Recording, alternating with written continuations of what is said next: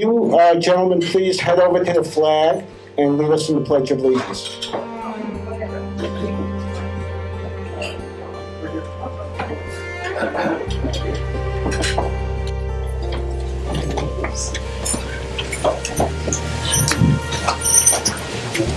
Let's begin. I pledge allegiance to the flag of the United States of America and to the republic for which it stands, one nation, under God, indivisible, with liberty and justice for all. Thank you, gentlemen. So this is a different kind of meeting we're having today. We're here to honor the memory of those who were lost. I think lost is too soft of a word. For those who were murdered on 9/11.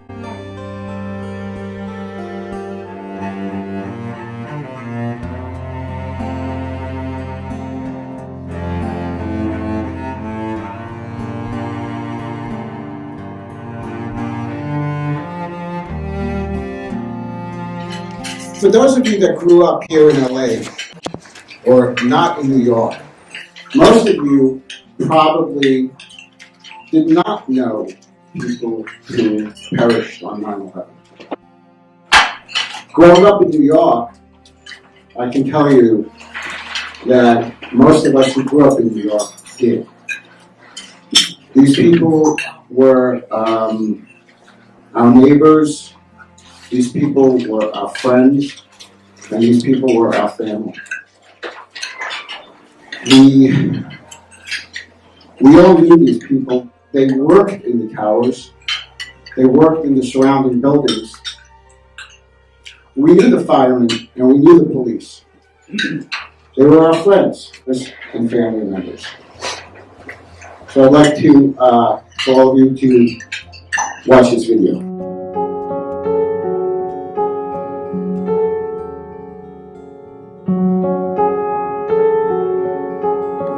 Hello, darkness, my old friend. I've come to talk with you again, because a vision softly creeping left its seeds while I was sleeping, and the vision that was planted in my brain still remains within the sound of silence. In restless dreams I walked alone, narrow streets of cobblestone, neath the halo of a street lamp. I turned my collar to the cold and damp, when my eyes were stabbed by the flash of a neon light that split the night and touched the sound of silence.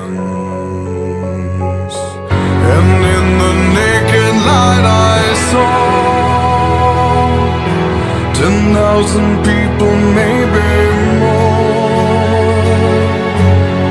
People talking without speaking, people hearing without listening, people writing songs and voices never shared, and no one dared disturb the silence.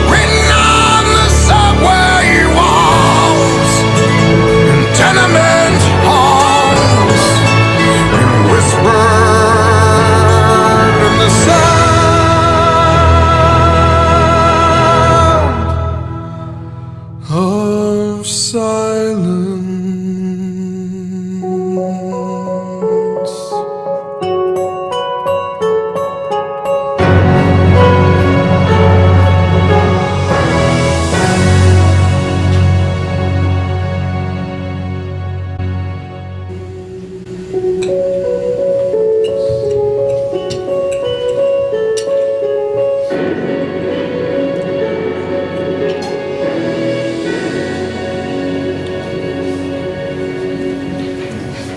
Whitehall Street, One Battery Park Plaza, 55 Water, 56 Beaver Street.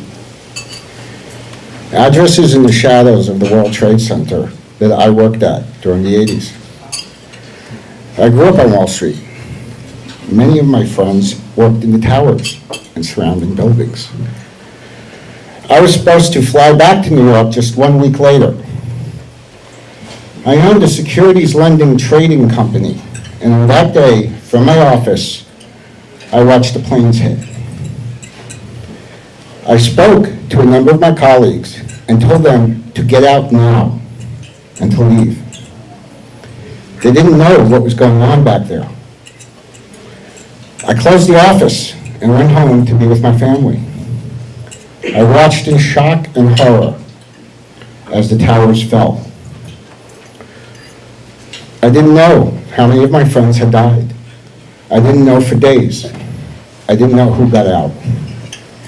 The cell phones were out, and the responses were very slow in coming.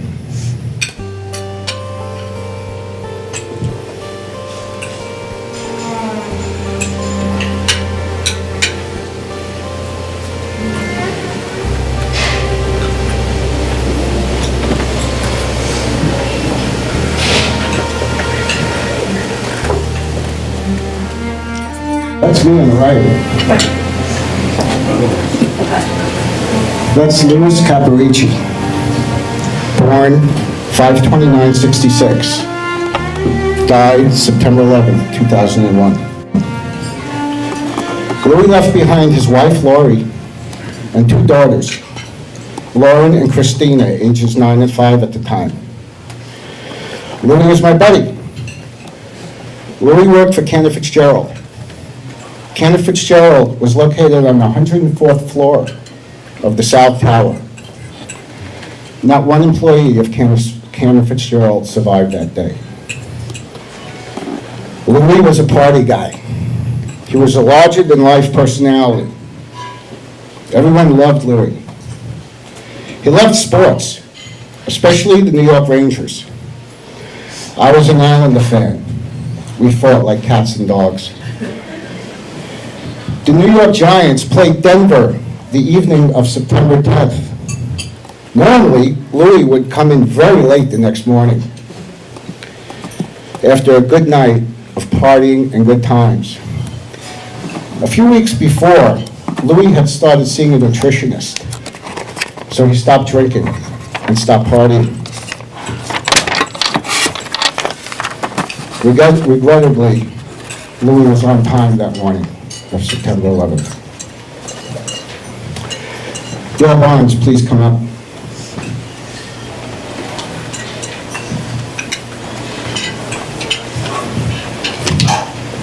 Paul asked me to share with you a letter that Lou's wife, Lori, wrote. Lou, not a day goes by that I don't think of you. Your true friends take care of us. I miss you and would give anything to see your smile again. Second Christmas without you, and we ache. Lauren's glitter is gone. Kristen misses you till she cries herself to sleep. May you rest in peace. You are in a better place. We love you and miss you every minute. Give us guidance and strength. I need you. Love you, Lori.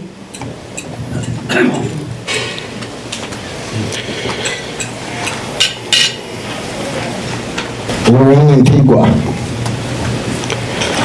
Lorraine, born 9/27/68, died September 11, 2001. She left behind two small children, Caitlin and Aaron.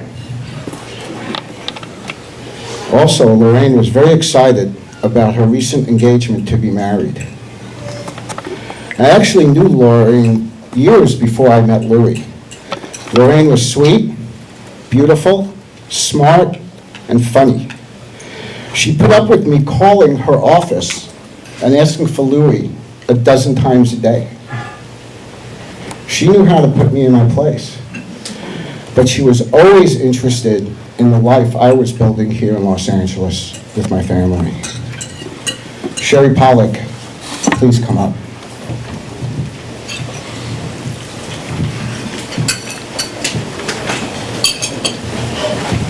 This is a letter written by Lorraine's daughter.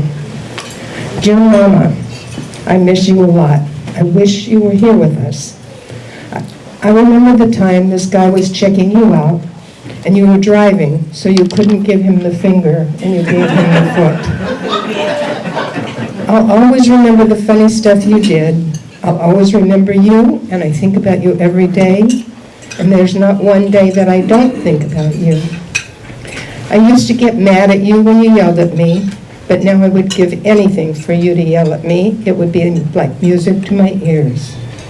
It's very hard, but it gets easier along the way. Grandma promised me she wouldn't cry, because you know how she is. But when she feels like crying, I tell her you're in a better place and you wouldn't want her to cry. I love you, Mama. You're the best mom ever. And I promise for the rest of my life that if Daddy gets another wife, I will never call her Mama. I love you, Mama. Love, CP. Thank you. These letters were posted on the memorial website, legacy.com, for families of Cantor Fitzgerald.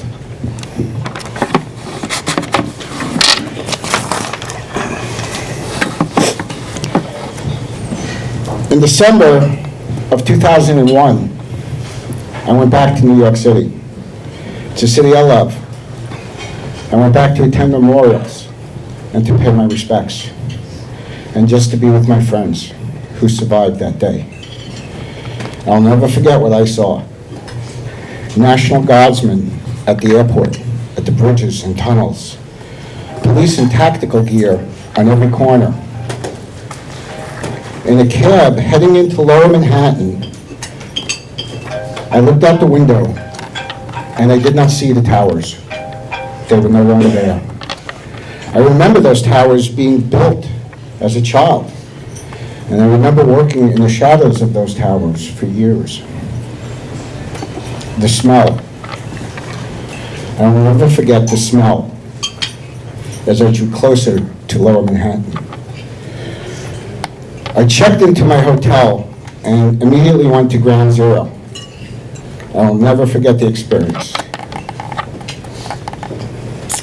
The visual of people leaving flowers and pictures and notes for their loved ones. The shrines and memorials at Ground Zero were devastating. After going to Ground Zero, I returned to my hotel and I wrote an email to my wife. That email is dated December 22nd, 2001. Dale, my wife, my beautiful wife, can you come up and read that?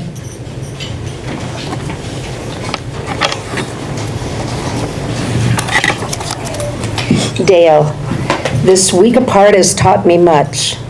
The relationship we have, I treasure as a gift from God. I have many gifts. You, Lana, and Derek are blessings in my fragile world. I went to Ground Zero, oh my God, emotionally on my knees, praying for so many lost souls and broken lives. Seeing it was very hard. The devastation, the smell, the shrines with all the pictures and prayers and words written by grief-stricken people, strangers and relatives. I will never forget the little girl I saw crying. Was it for her daddy? I could not bear to find out. I thought of my little girl. Oh my Lord, my eyes were filled with tears and my lips trembled. My legs were weak and I thought of Louie's daughters. Oh my God, again. Where was God that day? Perhaps my parents asked the same question over and over 50 years ago, when their lives were witness to such devastation. I don't know, I just don't know anymore. I do know that I see your faces in my mind, my little jewels and my love for you. That love for family did grow today. Maybe I can take some good, some small good out of this Holocaust. Although that seems so selfish. I wrote a note to Louis. Louis, I miss you. Paul. That's all I could write. A Chinese man saw this, and as he looked me deep into my eyes, he shook his head. Yes, he understood. I think tonight I will have Chinese food. Louis would have gotten a kick out of that.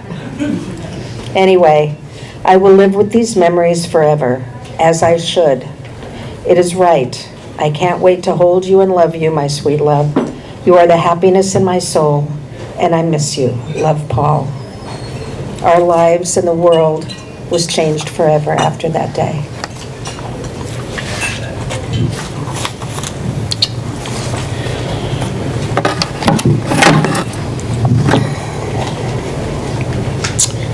So, this is a perfect time for me to bring up my friend Mark Reiser so I could kind of sit down and compose myself. And I've known Mark for about 3 or 4 years now. And another friend of ours here, Rob Miles, we took a trip to Israel together. And we shared some experiences there as well. So Mark was downtown that day. He was in New York City on 9/11. So Mark, can you please come up?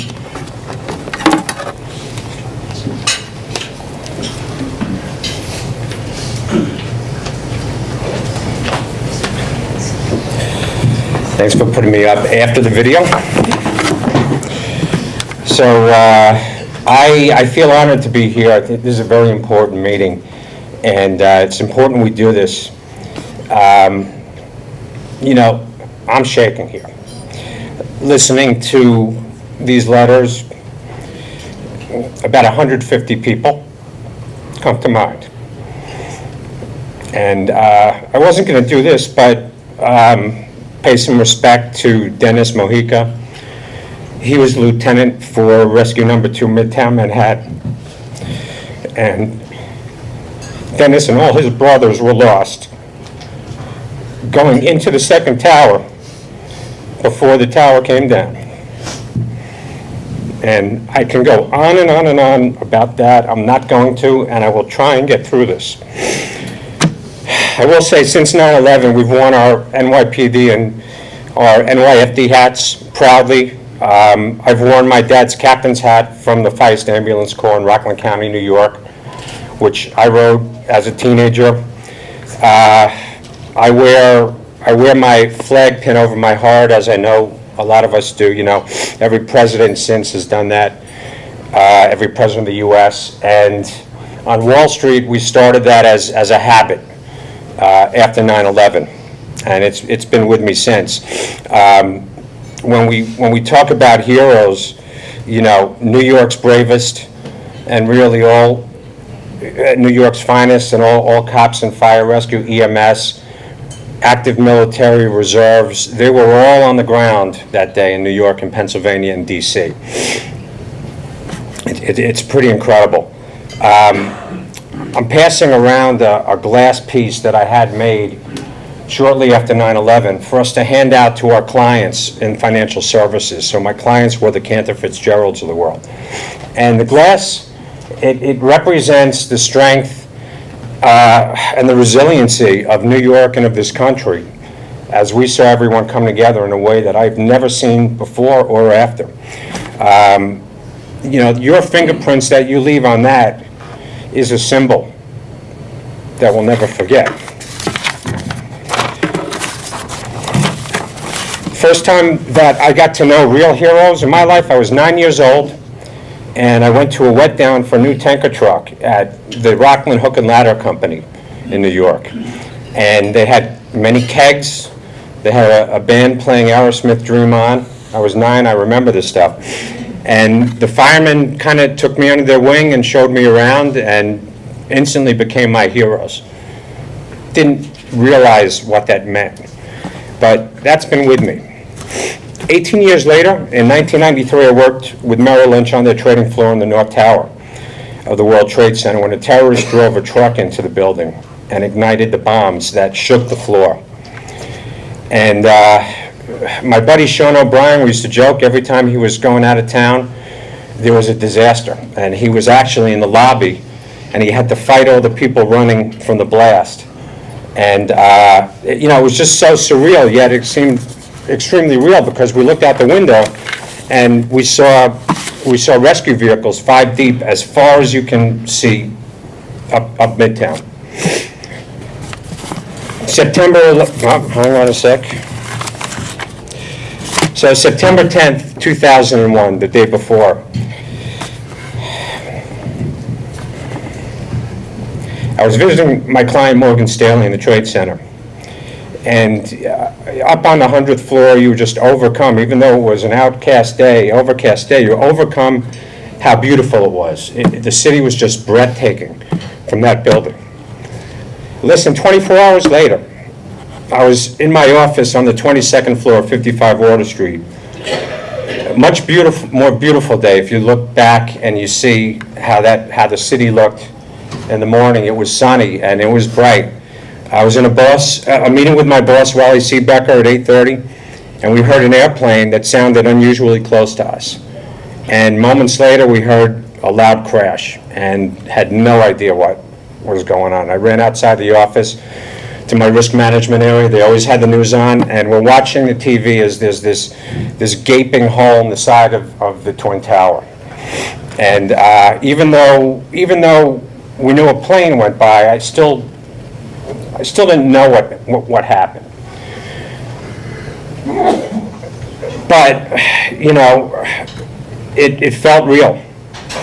It felt real. I mean, that was the building where I worked with Merrill Lynch. 15 minutes later, 9:03, we watched in horror as a second plane appeared on the screen, struck the South Tower. And we've all seen that by now. And at that moment, I thought back to '93, and I knew exactly what was going on, and I was concerned.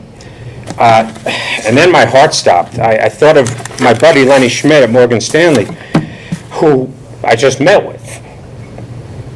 And if he was in the office, he was dead. Same goes for his staff at 30. Same goes for the floors above and below. At that time, some of my staff were running a meeting in Boston, and I didn't remember whether Lenny's people were at the meeting in Boston or were in New York. I was praying that they were in this Boston meeting. Paul mentioned the lines were down. I mean, there was no way to reach out to folks. So we evacuated our employees. We had 2,500 employees at 55 Water. And we walked down, I walked 22 flights down, got in the street. It's about 9:40 now. And we heard a rumor that a third plane hit the Pentagon. And I couldn't help but fear at that point that if these terrorists were looking to bring down the global financial markets, that they might hit our building next. We had 4 floors of our basement had the vault where we kept all the physical certificates for the securities that hadn't been digitized yet. We also had all the infrastructure and telecom that supported all of Wall Street's settlement transactions cash. Right? We used to clear over 2 quadrillion trades a year. If the terrorists knew of us, I think we would have been a target, because that would have done months and months and months of damage. So we were given the all clear, went back upstairs. By the time we got up to the 22nd floor, we heard that a 4th plane had crashed after being hijacked, crashed in Pennsylvania. We later learned all about United Flight 93. It's the most incredible story I've ever heard. I've listened to some of the phone calls that the passengers made from the plane. And in that moment, they took a vote to rush the cockpit. In probably the biggest act of heroism and patriotism that I've ever heard about. So now we were standing around in the window offices, and my staff were watching as people were jumping from the towers. And they'd disappear from our site behind buildings, and then we would hear them hit the street, and we would hear them hit the coverings out there. And between those sounds and the sounds of us screaming, that was it. And then the first tower collapsed. So I immediately sent everyone home. I hung out with my boss, Wally, buddy of mine, Steve Acosta, made a few hundred calls to our clients to let them know that we were safe, we were alive, but, their business was alive. We're talking about Wall Street, and companies, they were concerned, they were also wondering, how is everything going to stay together? We were on a constant phone call with the Fed and with the Treasury and with the local Treasury and Fed to explain to them current status and how cash would settle that day, even given some of these companies that were unaccounted for, right? So you mentioned Cantor. Cantor, no people, no systems, no nothing. My company stepped in to make them whole, and I'll explain that in a sec. By the time the second tower collapsed, all of downtown went pitch black. And that's the craziest feeling in the world, right? Not even noon, and it was pitch black. But in that moment, no one knew what was coming next. No one knew if we were going to make it out of there. And I imagine the terror in the people who were stranded. And I imagine the terror in the minds of the first responders who were running into the danger. And my instinct and my adrenaline drew me a few times to go downstairs and get over there and help. My boss pulled me back and kept me on my job. At 5:20, 7 World Trade Center collapsed. And that just, that was the icing on the cake for me. I also worked in 7 World Trade with Merrill. So we got our work done.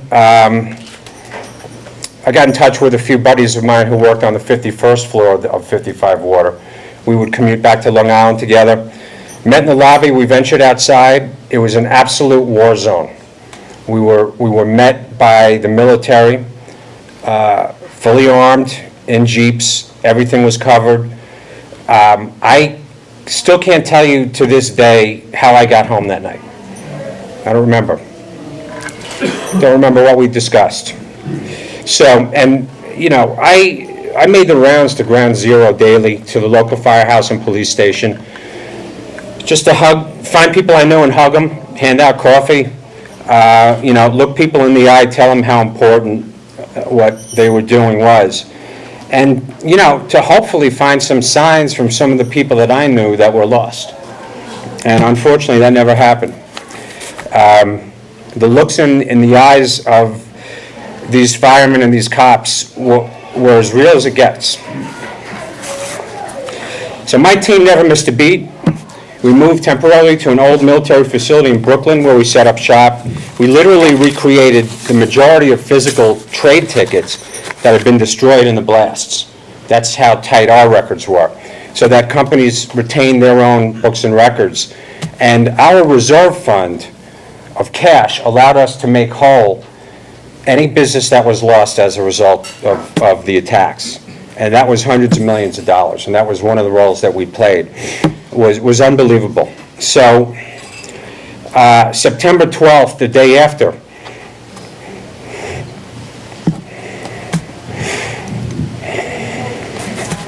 my buddy Lenny called me.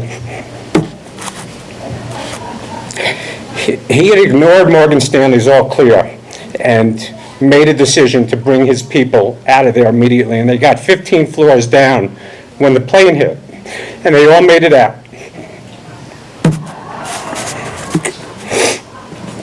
They were all with us. So 2 days later, September 13th, I was on one of the first planes to fly over Manhattan after the airports reopened. And I can't put into words that moment and that feeling and people gazing in shock. And just thinking about all those who were lost and thinking about all those who were in pain who survived them.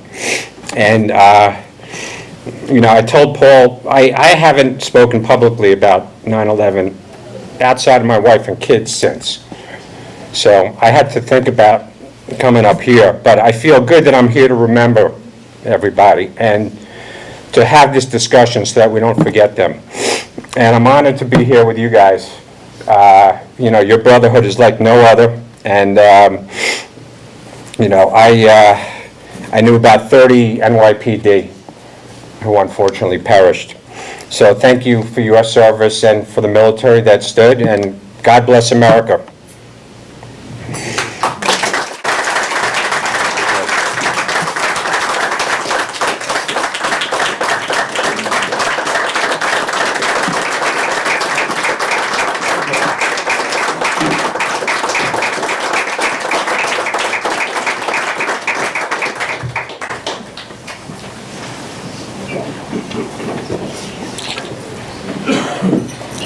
So as you can see,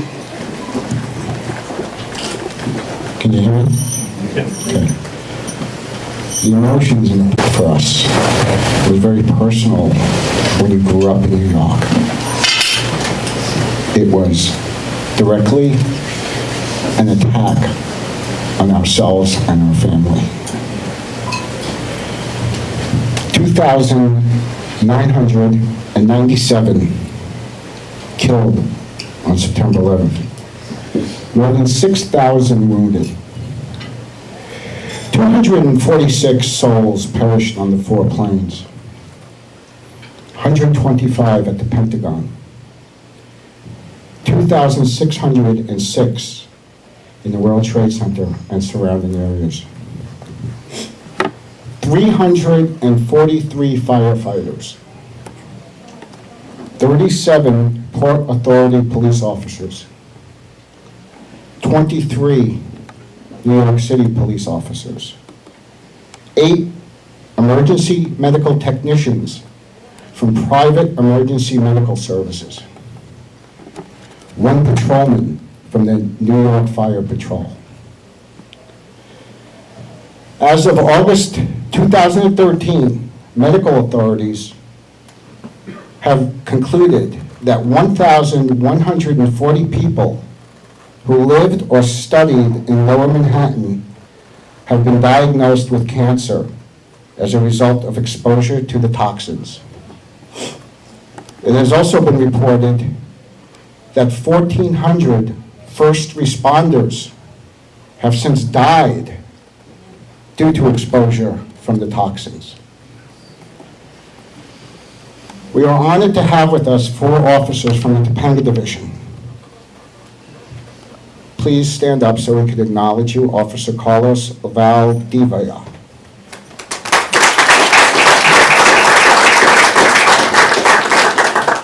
Detective Arlene Padilla.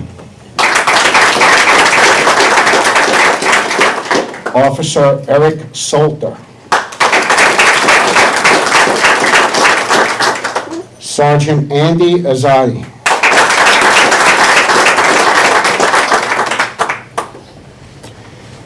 We were supposed to have 4 members of the LA Fire Department here, but guess what?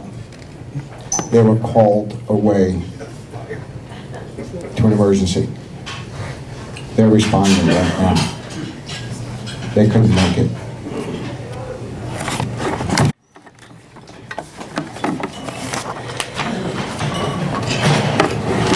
On behalf of the Rotary Club of Woodland Hills, I want to say thank you for your service to the community.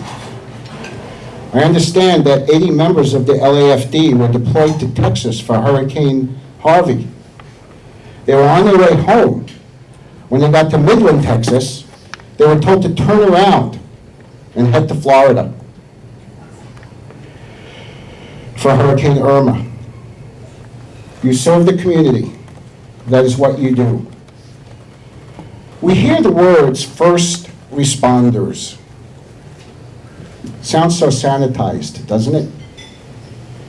I don't think we really have given deep thought to what that means. These are the people who time after time arrive at the scene of danger. Whether that is a police officer risking their lives to protect us and to serve, or the firemen who go running into burning buildings. These are our bravest, and these are our finest. We often hear about sports figures being described as heroes. Maybe a few are, but in my humble opinion, the heroes are sitting in the room with us. They are our neighbors and our friends, our husbands, wives, sons, and daughters who serve as our first responders. Along with members of the military who protect our freedom, these are people who have risen to a higher calling.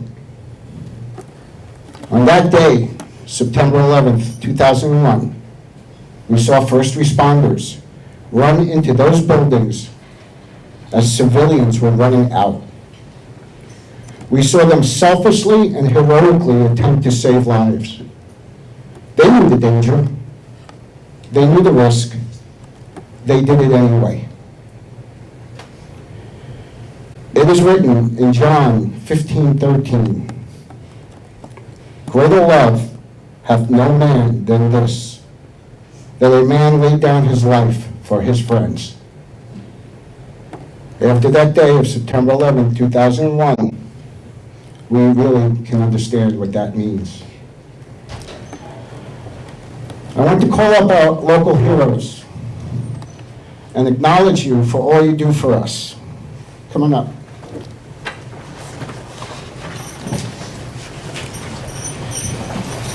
A donation to the 9/11 Memorial and Museum will be made on the behalf of the LAPD Topanga Division and Fire Station 84. These are cobblestones at the memorial. They are a permanent memorial at Ground Zero.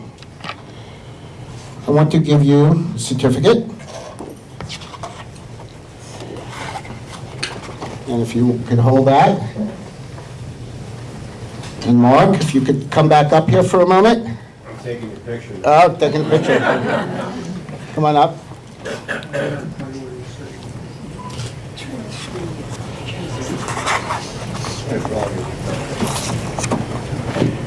And a certificate for you, Mark, if you want to join the line and we could take a picture.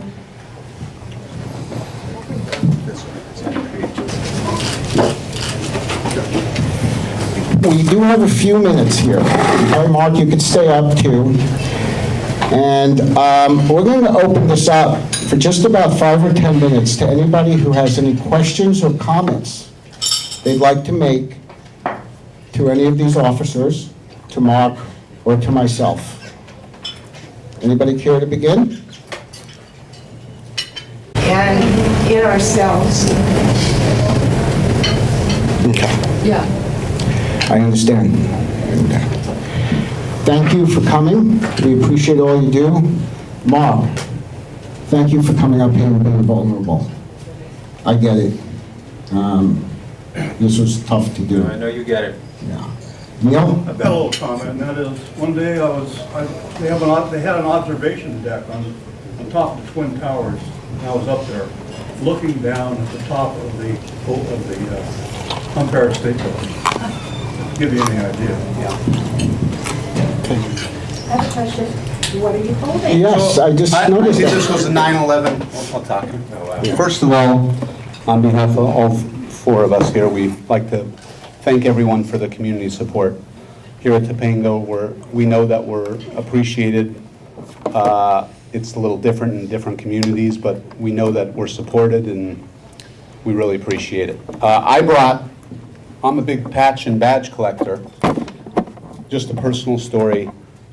I was working on 9/11. We were all with the department here. I was just about to go into work. What I recall is that we still had some information that possibly some planes were on their way to Los Angeles that were unaccounted for. So we didn't know what was going on. There was panic among all the community. I have a friend that works in Jersey. He went to 9/11 right after it. Unfortunately, he lost a couple officers. This friend is a lieutenant with the local police department. He gave me a piece of the Trade Center, so I brought it here to just pass around if anyone wanted to see it. And this is how I honor all the people that were killed in the line of duty that day, and all the civilians. Oh, we're gonna move this. So this is this is why, unfortunately, so many people were killed, is just this little piece, pass it around, it's pretty heavy. And be careful, it has some sharp edges to it, but I feel for a lot of New Yorkers. Thanks for coming, really appreciate it, and everyone's loss. Hopefully, something like this never happens again, but we are prepared as much as possible, and we, speaking on all four of us, we love what we do. We love protecting people. We want to make this city very safe for everyone and anyone that visits, anyone that works here, and we love Los Angeles. So, thank you.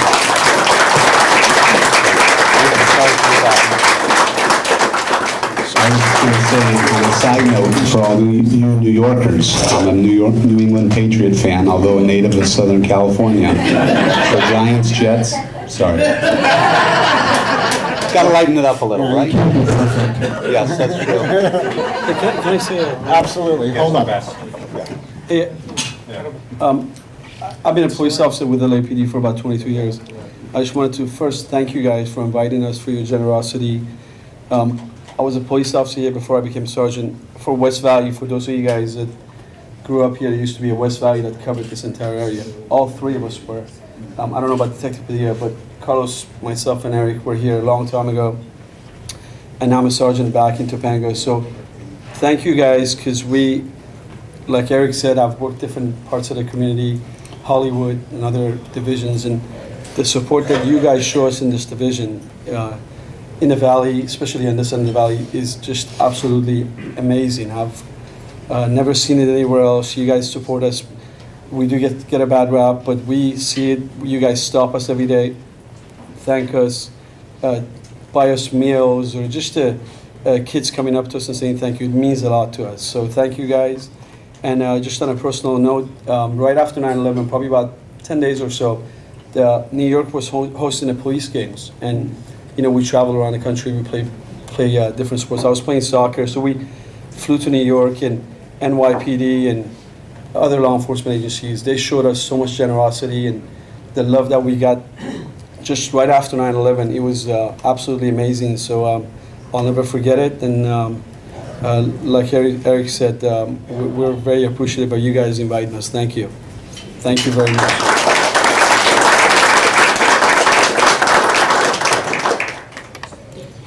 Okay. Thank you. You're welcome. So on every 9/11, they gather at Ground Zero, and they read the names, and they ring a bell. Have we all heard that bell? Yes. Okay. I just want everybody to stay silent. I want everybody to bow their heads and to think about those who lost their lives on 9/11.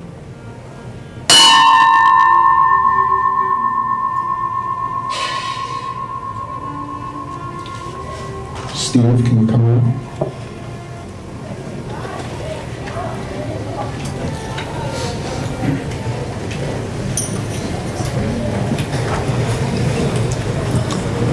I'm going to sing a song in honor of you guys who had lost something, who were murdered that day.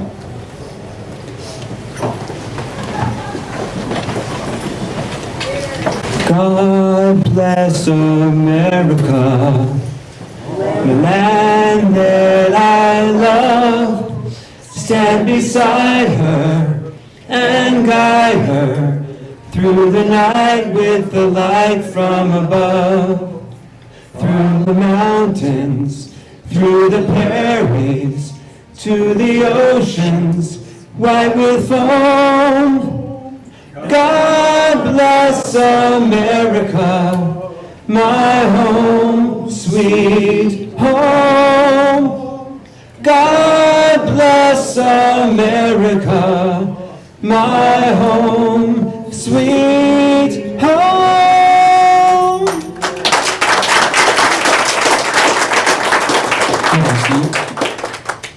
Thank you, everyone. We appreciate you, coming from me. This was really hard. to do.